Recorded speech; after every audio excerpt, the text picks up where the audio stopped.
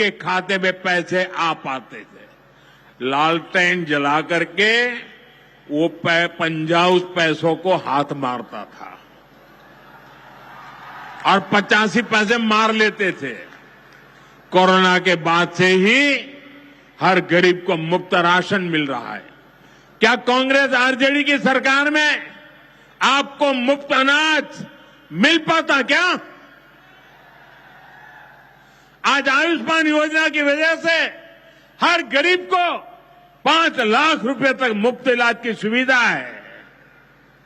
जिन लोगों ने आपके लिए अस्पताल तक नहीं बनवाए, वो आपको मुफ्त इलाज की सुविधा, मैं आपसे पूछना चाहता हूं, क्या ये मुफ्त इलाज की सुविधा दे पाते क्या? आपकी चिंता कर सकते क्या? साथियों, कांग्रेस और आरजेडी ने न केवल बिहार के सम्मान को खतरा है, बल्कि बिहार की पहचान को भी खतरा है। आज सीमांचल और पूर्वी भारत में घुसपैठियों के कारण डेमोग्राफी का कितना बड़ा संकट खड़ा हो चुका है। बिहार, बंगाल, असम, कई राज्यों के लोग अपनी बहनों बेटियों की सुरक्षा को लेकर चिंतित है। इसलिए ही मैंने लाल किले से डेमोग्राफी मिशन की घोषणा की है। लेकिन वोट बैंक का स्वार्थ देखिए, कांग्रेस, आरजेडी और उसके इकोसिस्टम के लोग घुसपैठियों की वकालत करने में जुटे हैं, उन्हें बचाने में लगे हैं और बेशर्मी के साथ विदेश से आए घुसपैठियों को बचाने के लिए ये नारे लगा रहे हैं, यात्राएं निकाल रहे हैं। ये लोग बिहार और देश के संसाधन और सुरक्षा दोनों को दांव पर लगाना चाहते हैं। लेकिन आज पूर्णिया की इस धरती से मैं इन लोगों को एक बात अच्छी तरह समझाना चाहता हूं। ये आरजेडी कांग्रेस वालों की जमात, जरा कान खोल के मेरे बात सुन लो। जो भी घुसपैठियां हैं, उसे बाहर जाना ही होगा। घुसपैठ पर ताला लगाना एनडीए की पक्की जिम्मेदारी है। जो नेता बचाव में खड़े हैं, जो घुसपैठियों को बचाने के लिए मैदान में आ जाए, मैं जरा उनको चुनौती देता हूं। आप घुसपैठियों को बचाने में चाहे जितना जोर लगा लें, आप घुसपैठियों को हटाने के संकल्प पर काम करते रहेंगे। जो लोग घुसपैठियों की ढाल बनते हैं, वो सुन ले, भारत में भारत का कानून चलेगा, घुसपैठियों की मनमानी नहीं चलेगी। ये मोदी की गारंटी है। घुसपैठियों पर कार्रवाई होगी और देश इसका अच्छा परिणाम भी देख के रहेगा। घुसपैठ के समर्थन में कांग्रेस, आरजेडी वाले जो विषय उछाल रहे हैं, बिहार और देश की जनता उन्हें बहुत करारा जवाब देने जा रही है। साथियों, कांग्रेस और आरजेडी बीते 2 दशक से बिहार की सत्ता से बाहर है और निसंदेह इसमें सबसे बड़ी भूमिका बिहार की मेरी माताओं बहनों की है। मैं बिहार की माताओं बहनों को विशेष प्रणाम करता हूं। आज आरजेडी के दौर में खुलेआम हत्या, बलात्कार और फिरौती जैसे अपराधों की सबसे बड़ी भुक्तभोगी बिहार की मेरी माताएं बहनें, यहां की महिलाएं थी। डबल इंजन सरकार में वही महिलाएं लखपति दीदी और ड्रोन दीदी बन रही है। ड्रोन दीदी बनाने का काम आज हम कर रहे हैं।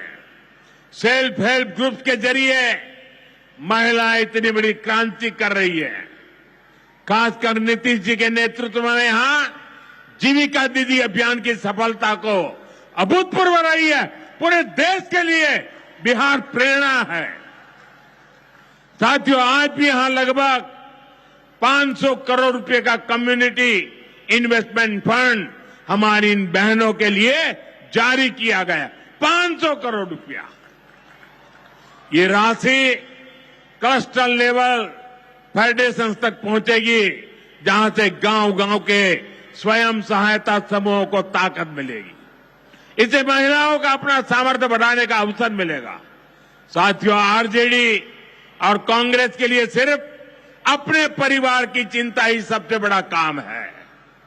ये लोग कभी आपके परिवार की चिंता नहीं करेंगे, लेकिन मोदी के लिए आप सभी मोदी का परिवार है। और इसलिए मोदी कहता है, सबका साथ सबका विकास। और ये लोग क्या करते हैं? उनके परिवार का साथ और उनके परिवार का विकास। इसलिए भाइयों बहनों, मोदी आपके खर्च की चिंता करता है, आपके बचत की चिंता करता है।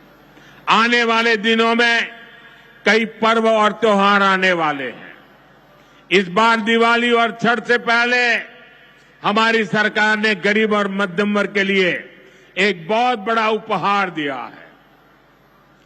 आज 15 दिसंबर है। अब से ठीक हफ्ते बाद नवरात्र का पहला दिन आएगा और उसी दिन 22 सितंबर से देश में जीएसटी एकदम कम हो जाएगी। देश में आपकी रोजमर्रा की जरूरतों की ज्यादातर चीजों पर जीएसटी में बड़ी कमी की गई है। यहां आई मेरी माताओं बहनों, मैं खास तौर पर बताना चाहता हूं, जीएसटी कम होने से माताओं बहनों का रसोई का खर्च बहुत कम होने वाला है। मंजन, साबुन, शैम्पू से लेकर घी और खाने की कई चीजें सस्ती हो जाएगी। बच्चों की पढ़ाई में काम आने वाली स्टेशनरी की कीमत घट जाएगी। त्योहार में इस बार बच्चों के लिए नए कपड़े और जूते खरीदना भी आसान हो जाएगा, क्योंकि ये भी सस्ते होने वाले हैं। जब गरीब की चिंता करने वाली सरकार होती है तो ऐसे ही गरीबों की भलाई के काम करती है। साथियों, आजादी की लड़ाई में पूर्णिया के संतानों ने अंग्रेजों को भारत की ताकत दिखाई थी। आज एक बार फिर ऑपरेशन सिंदूर में हमने देश की वही ताकत दुश्मन को दिखाई है। और इसकी रणनीति में पूर्णिया के जांबाज बेटे की भी बड़ी भूमिका रही है। देश की रक्षा हो या फिर देश का विकास, देश की इस प्रगति में बिहार की बहुत बड़ी भूमिका है। हमें बिहार के विकास अभियान को इसी तरह गति देनी है। मैं एक बार फिर सभी विकास परियोजनाओं के लिए बिहार के मेरे भाई बहनों को बहुत बहुत बधाई देता हूं। नीतीश जी के नेतृत्व का अभिनंदन करता हूं। आप सबको बहुत बहुत धन्यवाद करता हूं। मेरे साथ पूरी ताकत से बोलिए, भारत माता की, भारत माता की, भारत माता की। बहुत बहुत धन्यवाद। बहुत बहुत आभार माननीय प्रधानमंत्री जी। और आइए सभी के प्रति आभार प्रकट करने के लिए हम अनुरोध। Prime Minister Narendra Modi there in his rally in Purnia in Bihar, slamming the RJD and the Congress over multiple issues, going on to talk about how Bihar's identity is at stake, and those people who are now campaigning in Bihar taking a whale drive at Rahul Gandhi and Tejashwi Yadav, reminding them that the people of Bihar have long been neglected by these two parties, which is why they have stayed out of power for the last 2 decades. The Prime Minister also there reminding the people of Bihar that the entire state is his family, something that the Congress and the RJD do not believe in, taking a jibe at the diners in both those parties. Aman, my colleague, now joins us, getting us more perspective on this. Aman, this is a fight that the Prime Minister has pitched as the identity of Bihar. There is one alliance, which is the NDA, which is taking care of the people of Bihar, treating them as their family. And on the other side are what he called our dynasts who only look after one family.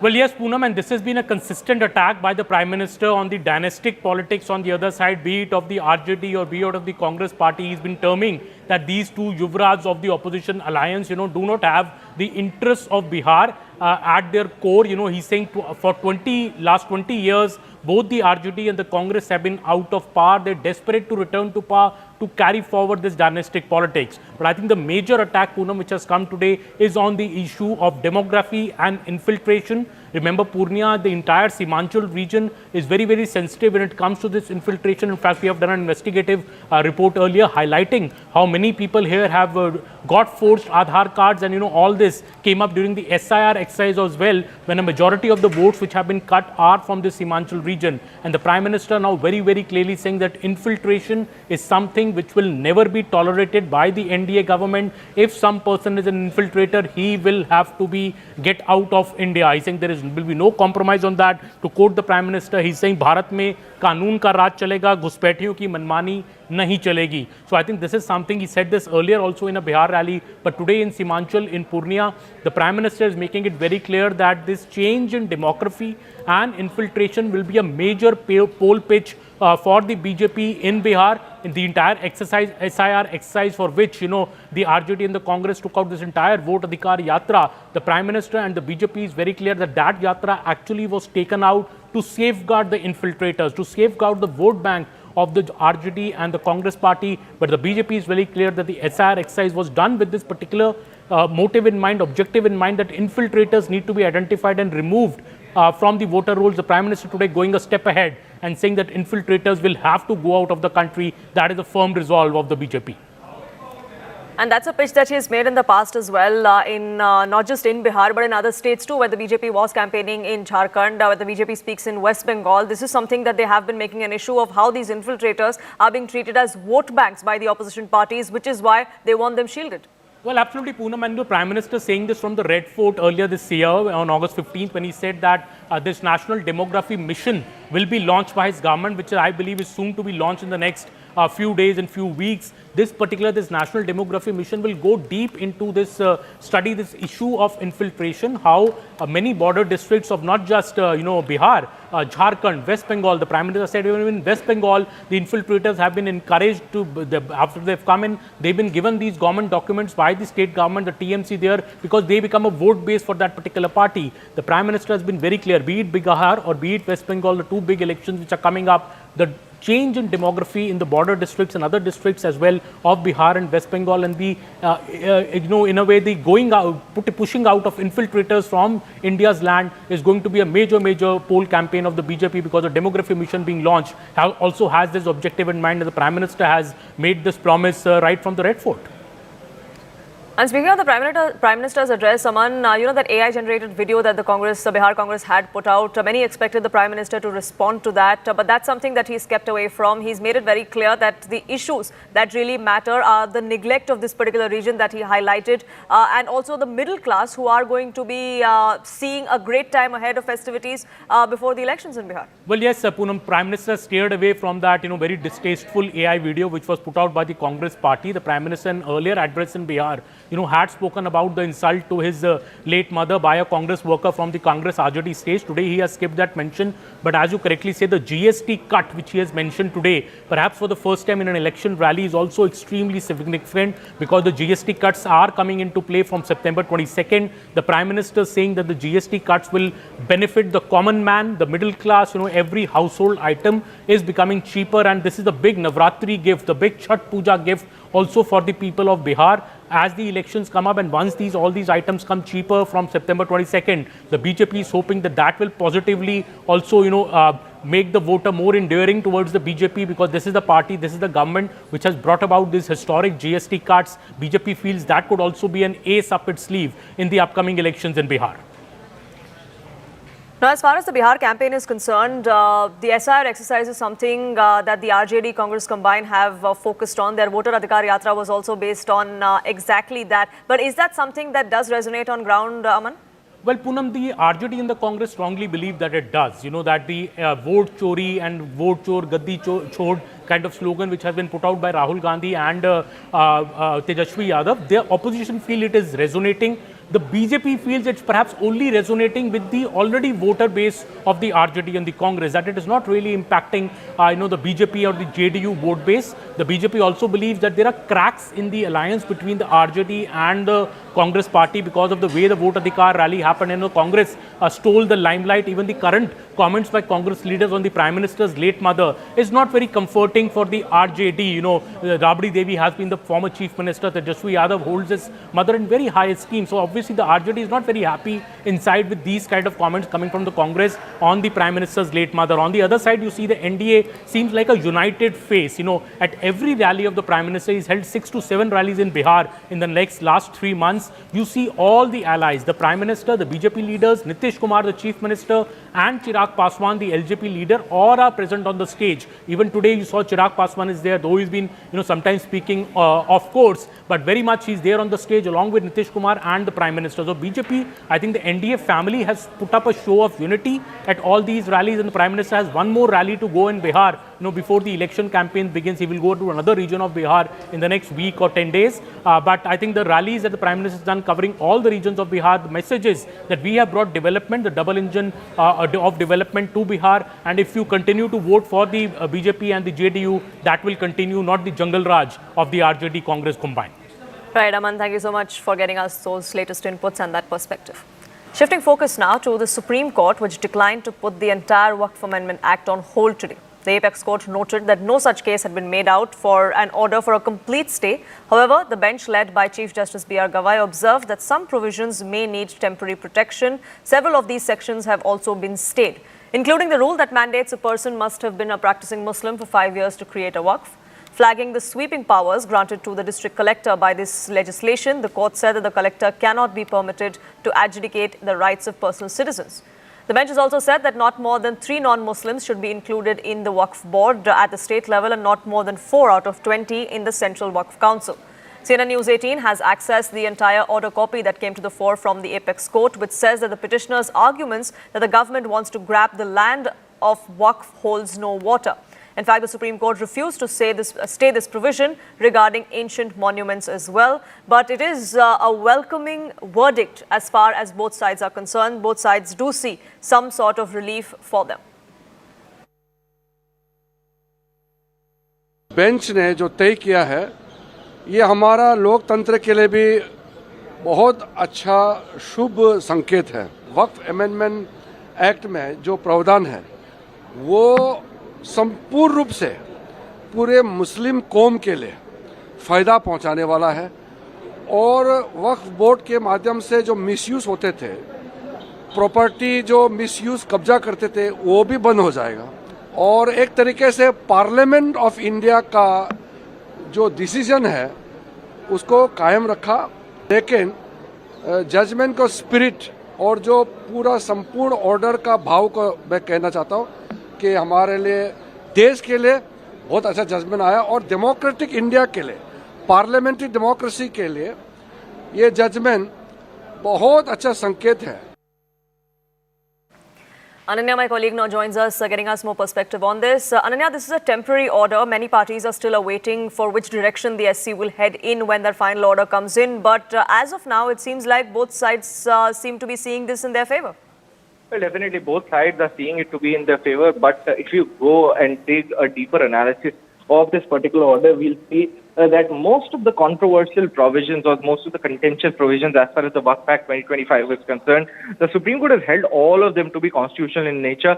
The few that have been stayed have not been stayed on the grounds of constitutionality. But, as far as that particular diktat with regards to a person has to be proving that he is in fact a practicing Muslim for 5 years. The Supreme Court has just said that it would be stayed until and unless there is a proper legal mechanism involved to actually judge if at all a person is a practicing Muslim or not. If we talk about the non-Muslims being inducted on the board, the court has held the constitutionality of it as well. It has not, in fact, gone into the constitutionality of it, but has limited the number for 3 in the Waqf board and, in fact, 4 in the Waqf council itself. So definitely, it's a big win coming in for the central government and the whole defense to, in fact, the Waqf Amendment Act 2025. It has worked out in their favor somehow with the most of these constitutional provisions, either their constitutionality not being touched or the constitutionality being upheld by the topmost court of the country in a prima facie view. Right, Ananya, thank you so much for getting us the latest on that. Let's listen into some more reactions that have poured in.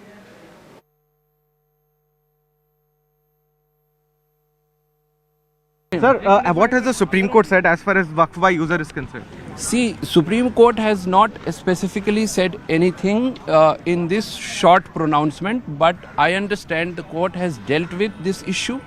We'll read that judgment and then only we can respond. And as far as the non-Muslims being appointed to the Waqf board? That has been completely, see, non-Muslim being appointed in Waqf board, the court has said it will have to be limited to 3.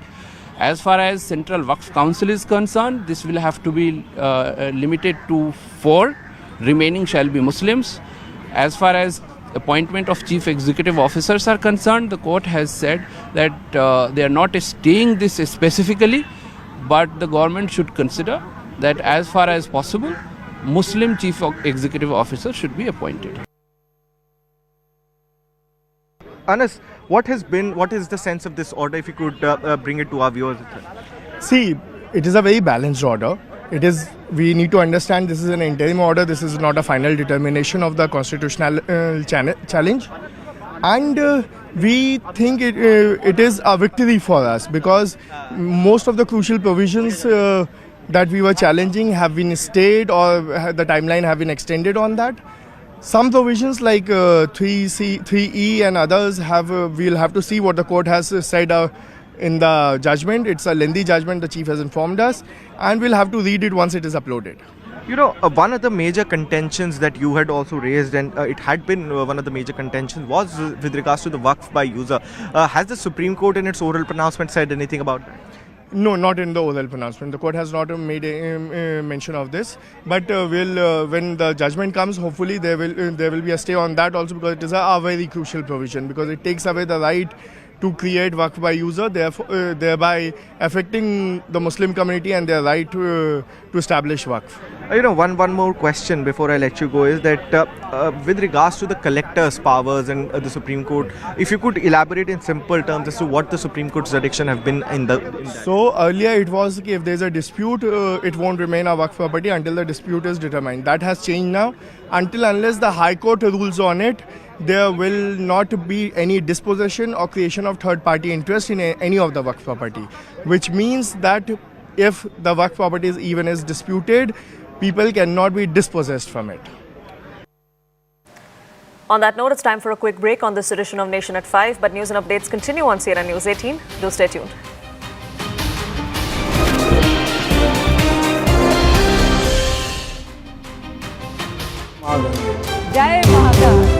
In his 11-year tenure, PM Modi has held 12 exclusive interactions with News 18. आपका प्रधानमंत्री, आपका प्रधान सेवक या आपका नरेंद्र मोदी कहीं पर भी हो, कुछ भी हो, लेकिन आखिर इंसान तो है। सबका साथ, सबका विकास। नेटवर्क 18 टीम को बहुत-बहुत बधाई देता हूं। देश को आधुनिकता की तरफ भी ले जाना है। ये तो ट्रेलर है, मुझे तो और आगे जाना है। अब धर्म के आधार पर देश के टुकड़े नहीं होने चाहिए। मैं ध्यान करता हूं, इसलिए मैं ध्यान को जीता हूं। एक mega exclusive interview India alliance नजर नहीं आएगा, इसलिए मेरी पूरी तपस्या या मेरा फोकस देश बने इसके लिए है। जिसको किसी ने नहीं पूछा, उसको मोदी ने पूजा है। पूरे विश्व में भारत के इलेक्शन कमीशन का जय जयकार होता है और ये मोदी की गारंटी है। Conversations with Modi, only on News 18.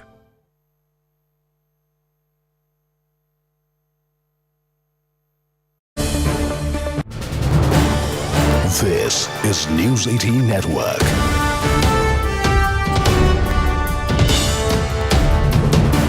India's largest news network.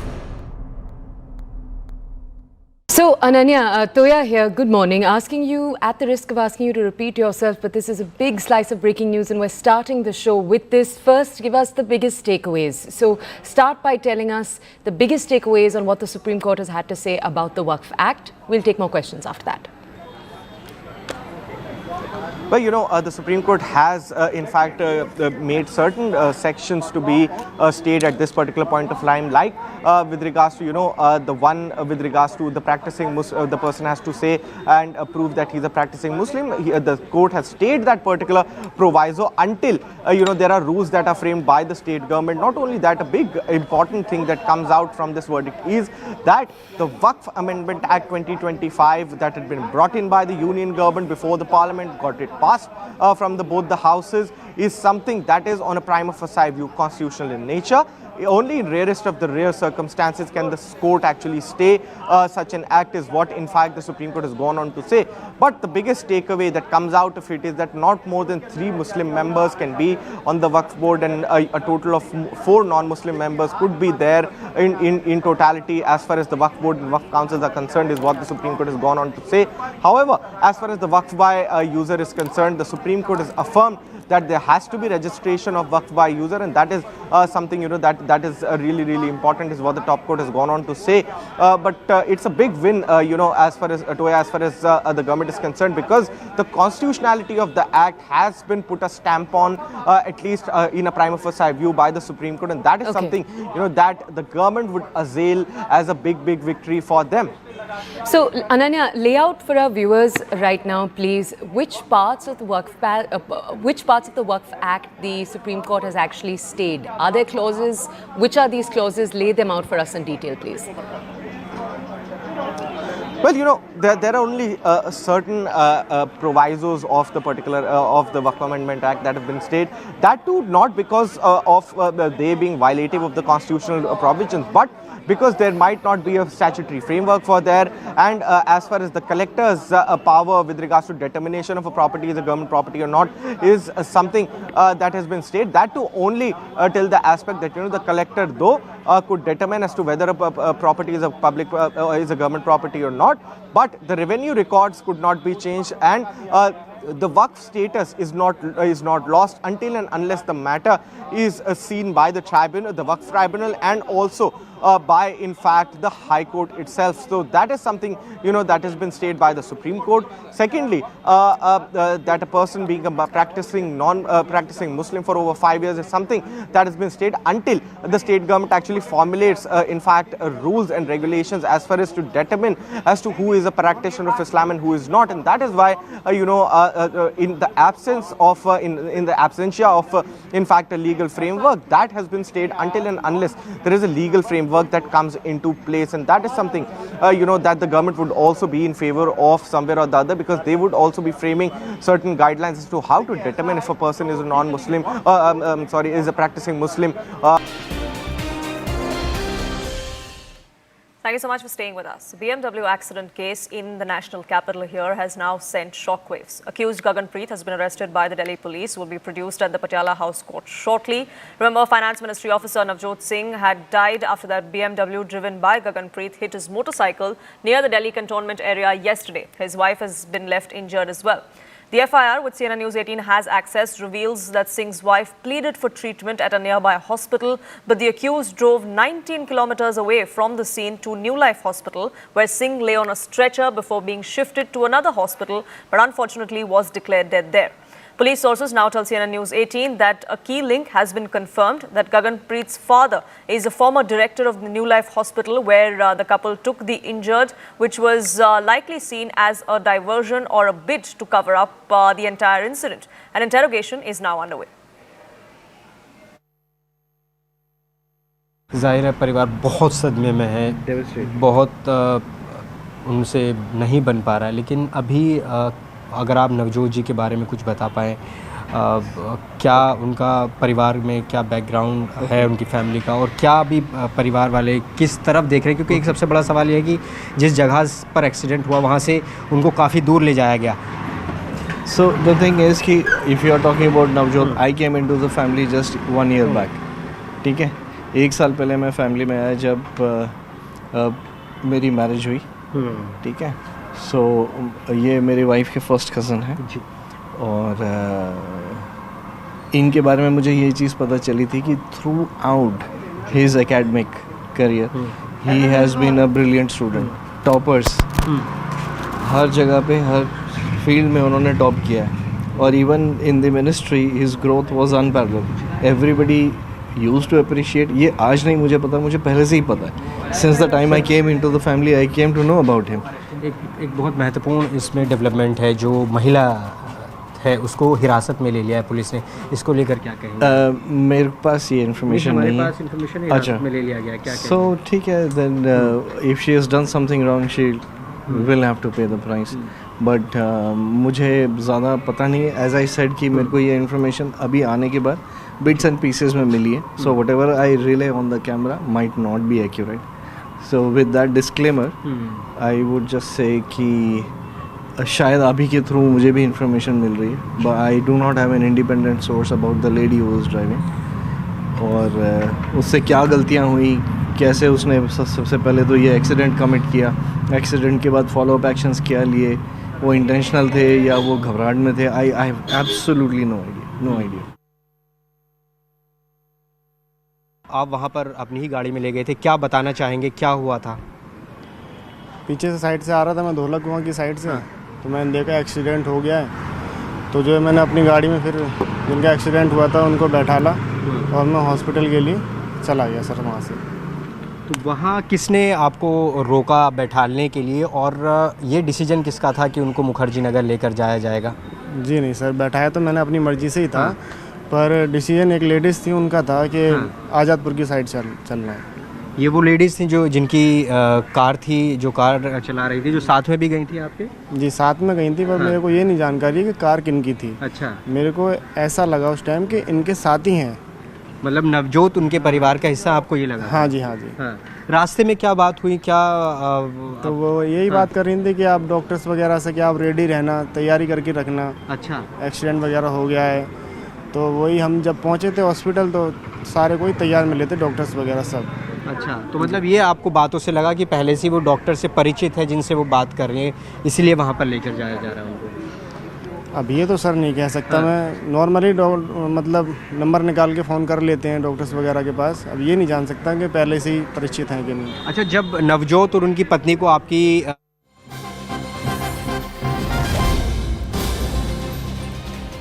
We have some more information that's now trickling in. What we're learning is that even as the probe is intensifying, CNN News 18 has now accessed the first image of the accused Gaganpreet, who was formally arrested. She is going to be produced before the Patiala House Court in just a short while from now. But police sources have now revealed to CNN News 18 that during interrogation, the preliminary probe that was undertaken, the accused Gaganpreet has denied any particular wrongdoing, claiming that this was just an accident. The accused claims that she took the injured to the New Life Hospital because she was familiar with it and not for any other reason. These visuals that you see on your screens are of the accused in police custody. She is going to be produced in the Patiala House Court in just a short while from now. What we're also learning is that the Delhi police is unlikely to seek her custody. Anshul, my colleague, now joining us, getting us more details. Anshul, you have some details of what she is believed to have told the police during the preliminary investigation? Well, yes, Gaganpreet has gone ahead and told the details of how this entire incident transpired. She goes ahead and claims that it was not an intentional accident that happened.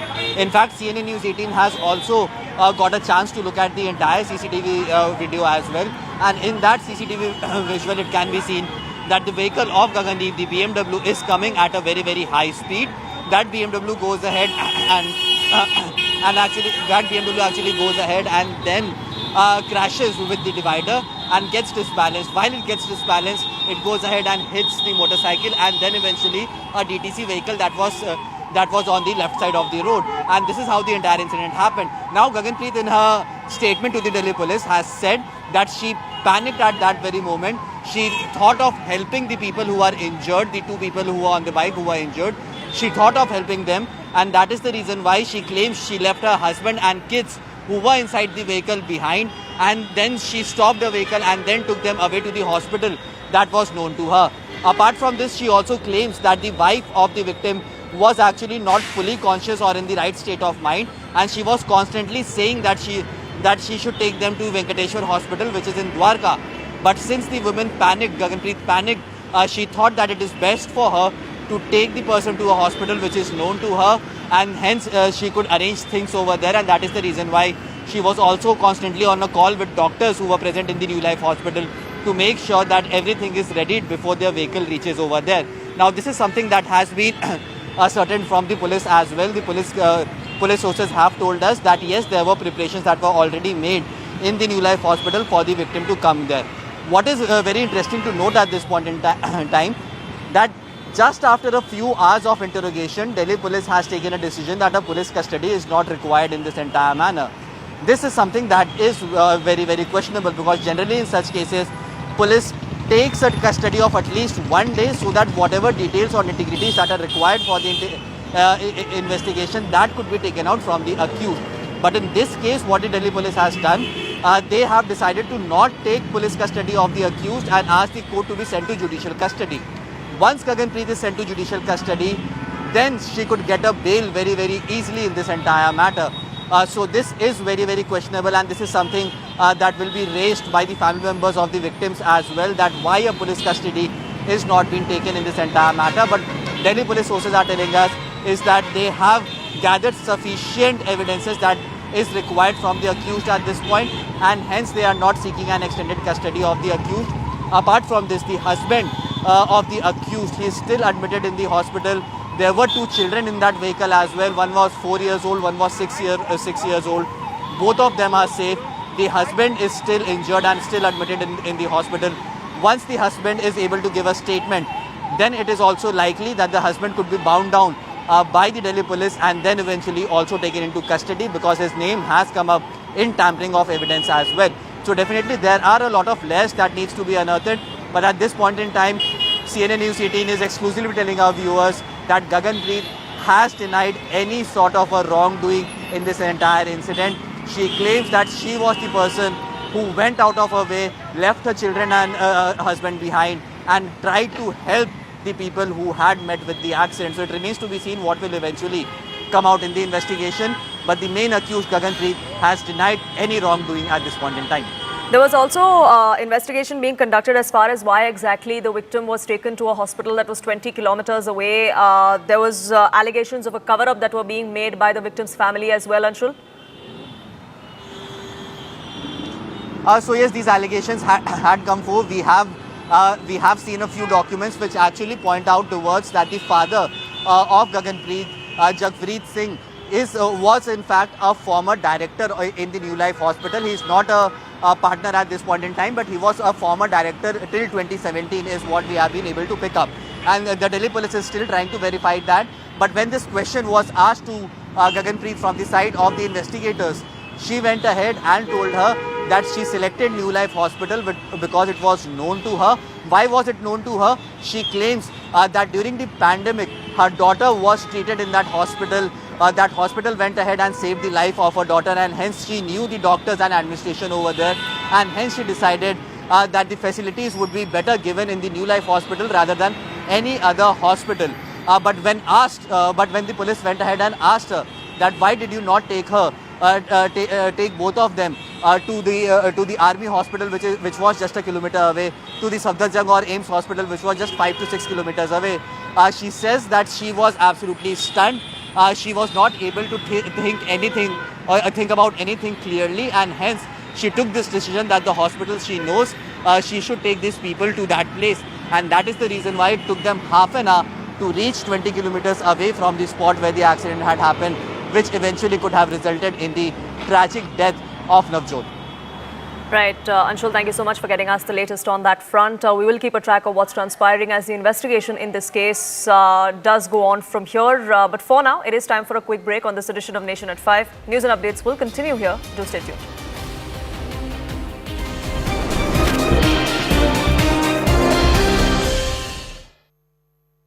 Brought to you by This is News 18 Network.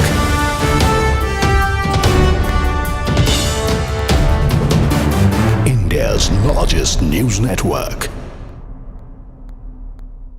So, Ananya, Toya here, good morning. Asking you, at the risk of asking you to repeat yourself, but this is a big slice of breaking news and we're starting the show with this. First, give us the biggest takeaways. So, start by telling us the biggest takeaways on what the Supreme Court has had to say about the Waqf Act. We'll take more questions after that.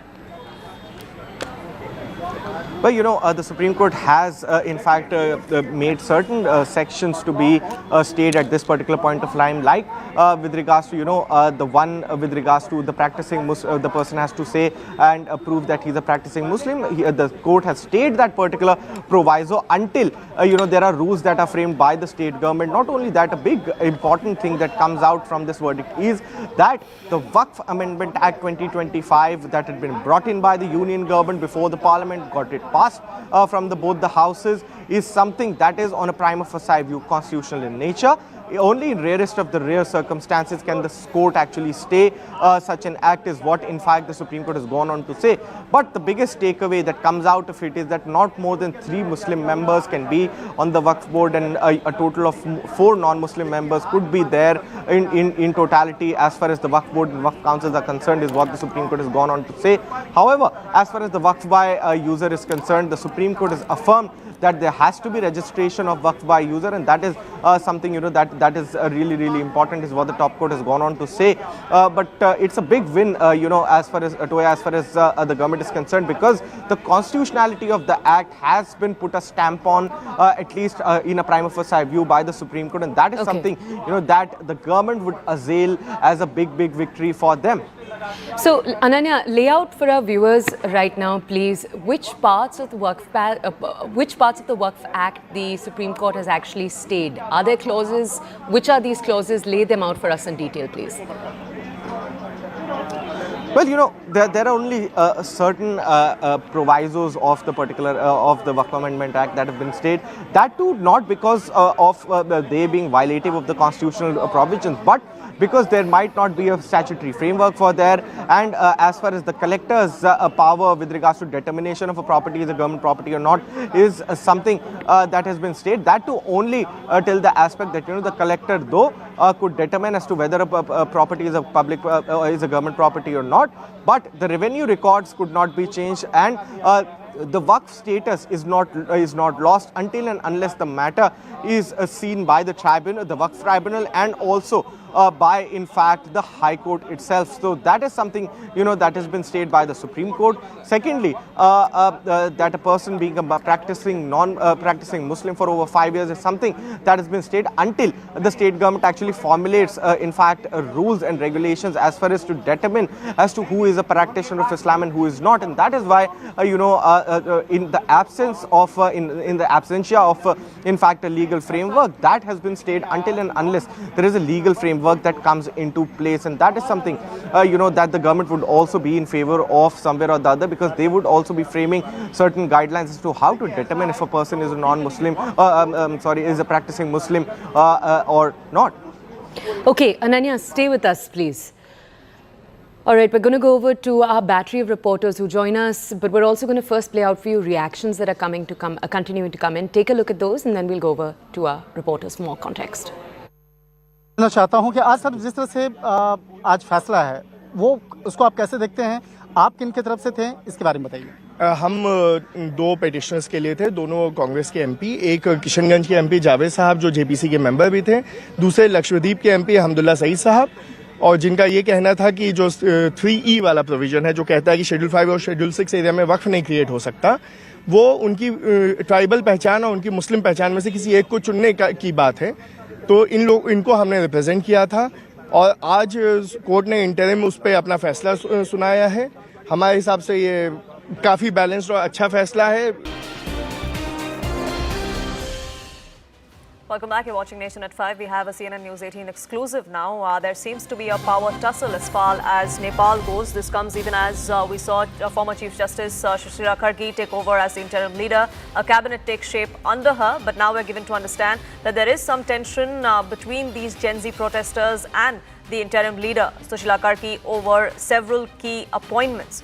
The Gen Z faction that is led by Sudan Gurung staged a midnight protest outside the interim Prime Minister's residence, is what we're given to understand. In fact, they're already demanding her resignation over what they call an arbitrary cabinet formation. So there seems to be some power tussle that's coming to the fore. India, of course, is keeping a close watch as to what's transpiring in our neighborhood. Intelligence sources, in fact, have revealed to CNN News 18 that this escalating unrest, which is led by youth, by students, and these open threats that are coming to the fore, increases chances of instability in Nepal, which could be seen as a spillover effect into India as well. Anand Narasimhan now joins us, getting us more perspective on this. Yes, Anand. Well, good evening, Poonam, and to our viewers. There has been some tension, and especially with around Sudan Gurung, the doctor who was at the center of this entire protest, and he was hailed as a new leader and someone who could perhaps have the ability to take Nepal forward. But somewhere, and he was one of the people who also espoused a lot of confidence in Justice Karki along with Balin Shah. But now what's happening is there have been pictures coming through of Sudan Gurung also facing ire during a press conference and some argument within his own team and groups, just showing that there are different tugs and pulls even within the Gen Z groups. Now, in this case, the latest one, which is a standoff with Justice Karki or Sushila Karki, the interim Prime Minister, is the appointment of Om Prakash Aryal as the Home Minister. Now, Om Prakash Aryal was a mere facilitator in this entire Gen Z movement, and some people are worried about why this person, who has come out of nowhere and playing the role of a facilitator, is now been elevated to the interim Home Minister grouping. And those who've been appointed in this interim cabinet seem to be some arbitrary appointments. That's what Sudan Gurung and his group's claims are. But Gen Z itself now is fractioned over multiple groupings. It is very, very similar to India against corruption. And what happened at that time when there was a collective movement that wanted to fight against corruption, but once they won the fight, or what happens next? Now there was differences of opinion, and soon a lot of other groups moved away and they splintered. Eventually there was one entity left that turned political under Arvind Kejriwal, and then thereafter also there were many who left Kejriwal, and what happened thereafter is something that we know. But these are similar instances which happened even in Sri Lanka. It happened in Dhaka, in Bangladesh. But in Nepal, what's happening is that there was no political intent and there was no religious undertones to this entire movement. It was purely that they wanted a new order or a new grouping of polity, and they wanted all the old septuagenarian politicians who from the 70s had tried to shift the narrative and fought against the monarchy and brought in communism, secularism, etc. Now Nepal wants a new outlook altogether, which moves beyond communism. That seems to be the underlying theme, and that was the fight against corruption, misgovernance, and all the malpractices, and perhaps the political elite abusing law and order and law with impunity. But that now seems to be shifting to a power tussle, and which Indian agencies are very concerned about, because if anybody and everybody will be now thrown or appointed on the whims and fancies of a group of people who claim that they will be dictating the narrative, then this can be influenced by nefarious entities who would want to perhaps seemingly control and puppet whoever comes in power in Nepal, or whatever is happening in Nepal. So Poonam, that's the concern, whether Sudan Gurung has support, or will there be splinters even within Gen Z, and what happens then? Can Nepal afford another uprising? Can Nepal afford instability and uncertainty? Right now, connectivity is restored, banks are functioning, there is some semblance of normalcy, and this motley group of people who don't have any political ambition will try and do their best of what they can in Nepal. But they need the bureaucracy, they need the military, the police, and also the diplomatic establishment to work with them. Because none of these are elected, but they're all appointed by elected members who are no longer there. So it's a very unique situation in Nepal right now, and a very, very tricky one, a fragile one. Absolutely. This seems like a classic case of give an inch, take a mile sort of a situation. And will that give rise to parallel authority where these Gen Zs believe that they can call the shots? And if that happens, then what the implications will be for both Nepal and for the neighborhood? That's something that New Delhi is keeping a close watch on. But thank you so much, Anand, for getting us those inputs and that perspective.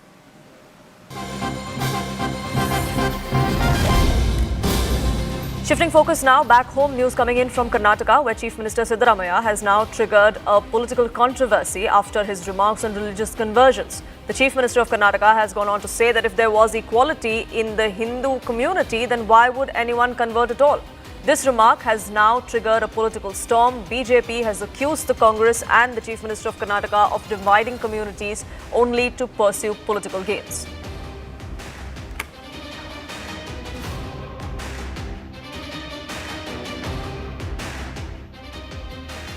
Conversion ಆಗೋದು ಬೇಡ ಅಂತ ಹೇಳಿದ್ರು ಕೂಡ ಕೆಲವರು ವ್ಯವಸ್ಥೆಯ ಪರಿಣಾಮವಾಗಿ conversion ಆಗಿಬಿಡ್ತಾರೆ. ನಮ್ಮ ಸಮಾಜದಲ್ಲಿ, ಹಿಂದೂ ಸಮಾಜದಲ್ಲಿ ಎಲ್ಲರೂ ಸಮಾನತೆ ಇದ್ದಿದ್ರೆ ಯಾಕೆ ಕನ್ವರ್ಷನ್ ಆಗ್ತಾರೆ? Rohini, my colleague, now joins us, getting us more perspective on this. Rohini, this controversy, of course, has been triggered with the kind of comment that the Chief Minister has made. But what was the context in which he said that there is no equality in the Hindu faith? Well, he was actually addressing after a meeting that had taken place in...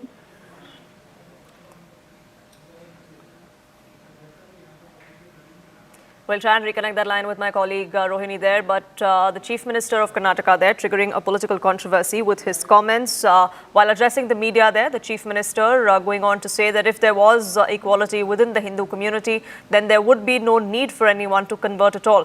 The question, of course, was about religious conversions, forceful ones at that, and laws that several states in the country have passed, especially BJP-ruled states, ensuring that there is stricter punishment for religious conversion, for forceful religious conversion. In that context, this comment coming in from the Chief Minister of Karnataka has only given further ammunition to his political rivals, the BJP and the JDS combined.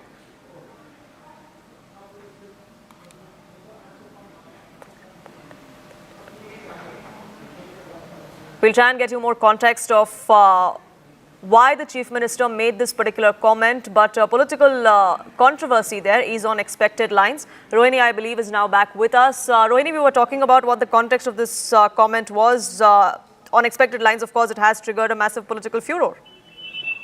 Yes, true. And see, the fact that he has made this comment saying if there was equality in our Hindu community, why would anyone convert? Clearly now this is, by the context in which he was saying, he's saying, he says the BJP is targeting the Congress unnecessarily and is being misinterpreted. But the BJP clearly is joined the criticism and they're saying, what are you talking about? They're asking questions. Will you ask a similar question when it comes to the Muslim community, when it comes to equality as well? And Mr. R. Ashok, who's the leader of opposition, also raises this, saying that there are practices in Islam. And he also quotes the Pahalgam terror attack and restrictions in women in mosques. All these, whether that will be questioned as well.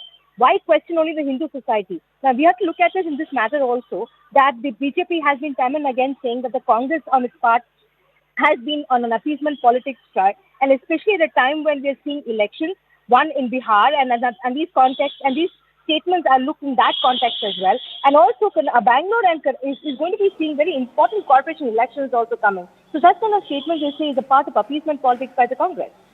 Right, Rohini, do stay on with us. BJP's Ashok Gowda is with us in the broadcast. Thank you so much for speaking with us here on CNN News 18. Your first reaction to this comment coming in from the Chief Minister of Karnataka? See, it's very simple. CM Siddaramaiah does not understand what is Sanatana Dharma and what is Hinduism. And if Sanatana Dharma is looked into in totality, there was no inequality. But during the process of the days, yes, there was some inequality, and more so portrayed by the British rule and other people. And now, CM Siddaramaiah should also understand that even in Islam, there are more than 120 castes and subcastes. And even in Christianity, there are more than 350 denominations. They call castes as denominations. So all these are part and parcel of the every growing society. Meaning to say, how Shia treat Ahmadis and Sunnis treat Ahmadis, and as well as Hanifis, they think that they are the Brahmins of the Islam community. And similarly, Syrian Catholic Christians in India, they think that they are the superior lot. than everybody else. When this is the condition of the other communities, why do Siddaramaiah does not want to understand this kind of a things? And I request Siddaramaiah to read good books on the religion, in specific Sanatana Dharma. And I also request Siddaramaiah, who is also a socialist, to read a book called The Beautiful Tree, wherein Dharmapal writes very clearly that there was no caste discrimination, even though caste was a practice even till the 18th century. And when there was no demarcation and everybody, even a Dalit pawn, could enter and become a qualified person, and he could also do the same activity as the person who was born to a Brahmin also. So the caste discrimination, what is assumed by Siddaramaiah as a socialist, actually never stood across in India. The only where it stood across was post the British rule and the British caste census. So these are the points. And I also want to request Siddaramaiah, why do he wants to wake up such kind of things when he has to portray the development activities in the past 28 months, what he has delivered to the people of Karnataka and what Kannadigas have got. And in spite of so much of price rise in Karnataka or so much of debt on Kannadigas, and he has not shown a single development. That is why he wants to divert the people's attention by doing this kind of a pity politics and pity silly things over the Hinduism remark or any other remark. Let him read good books. We can send him the books. Sure, Mr. Gowda, thank you so much for speaking with us here on CNN News 18. The BJP, of course, going on all guns blazing against the Chief Minister of Karnataka and the Congress as a whole. Let's listen into a reaction coming in from the former Chief Minister of the state, Basavaraj Bommai, as well. Question to Siddaramaiah, is there any equality in other religions?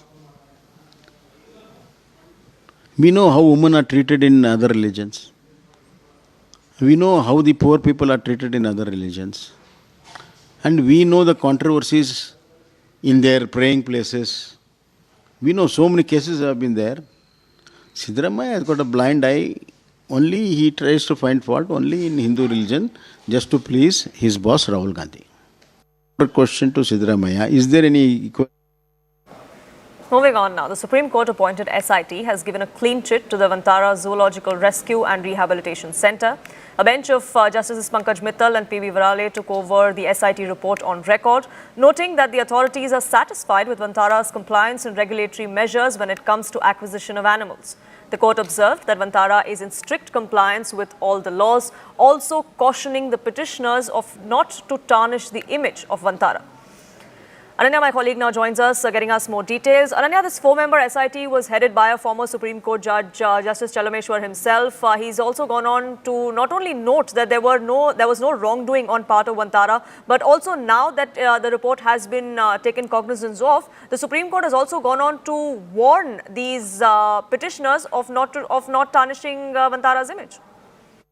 Well, absolutely. A clean sheet has been given out by, in fact, the committee that was set up, the SIT that was set up, and a clean sheet per se has been given out to Vantara. In fact, also going on to say that the acquiring of that animal from the temple was something that was correct, though only the procedure has to be seen. If the procedure has been followed, then it's completely correct in nature, is what in fact the SIT has stated. And in fact, no kind of any kind of wrongdoing has been found. A clean sheet has been given by, in fact, the SIT that's been set up as far as Vantara is concerned. So very categorically at this juncture, a very clear relief coming in for Vantara, and in fact the authority is there. Yeah, thank you so much for getting us the latest on that front. With that, it's a wrap from my side here on this edition of Nation at 5. Plain Speak coming up next.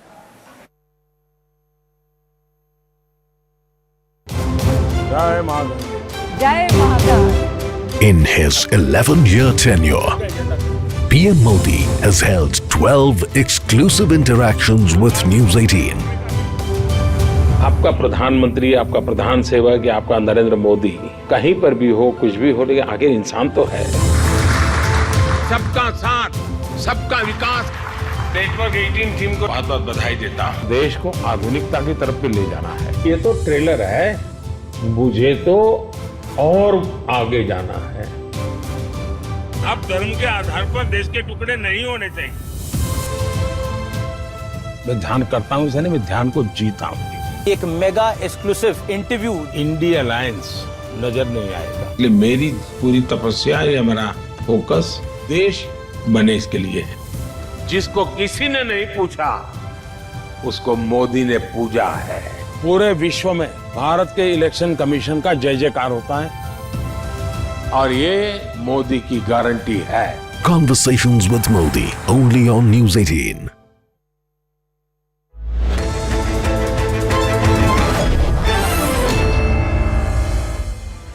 Welcome everyone. Thanks a lot for staying with us. You're watching Plain Speak with me, Shivani Gupta. It's clear that Pahalgam attack and its aftermath is a line in the sands of time for India and almost all Indians when it comes to Pakistan. Literally no one in the country wants any respite for this rogue nation, and no surprises then, there was a lot of anger and disapproval in India over playing Pakistan in this Asia Cup. The match went on. Indian government and BCCI gave their reasons, but the players made their minds and intentions known. In a never-before gesture by the Indian cricket team or any team on a cricket field, Surya Kumar Yadav and his men refused to acknowledge the Pakistani side as